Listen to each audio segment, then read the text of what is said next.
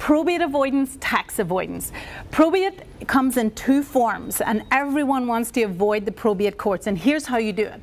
Now, a large part of my practice is probate because 60 to 70% of people don't do what I'm asking you to do. So shockingly, most people spend more time planning their vacation than they do their estate. So living probate is guardianship, and that is if you do not get those healthcare powers into place and you become incapacitated, your spouse or your child may have to go through the courts to get permission to be able to take care of you. And that is what you can avoid with the healthcare power of attorney. With the healthcare power of finance, give that authority to somebody. If you become incapacitated, it's durable. It endures through that.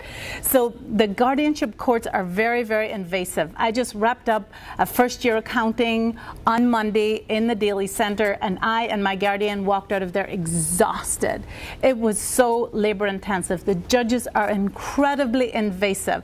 They want to know every single penny, where it is, what interest was earned, where it was parked, why isn't the home sold if mom isn't coming back.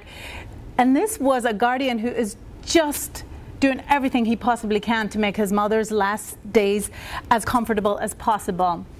So those courts are incredibly invasive. So you can avoid that by that simple power of attorney for healthcare and finance.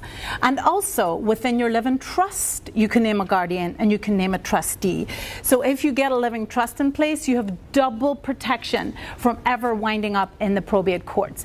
Guardianship is probate prior to death.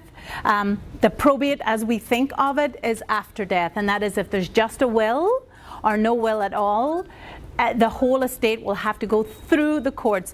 It's public, it's expensive, and it's long-winded. That can be avoided with those powers and with the trust.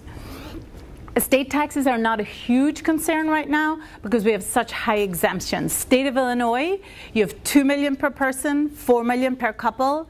Federally, $5 million per person and $10 million per couple. So that's not really something most of us have to be concerned about.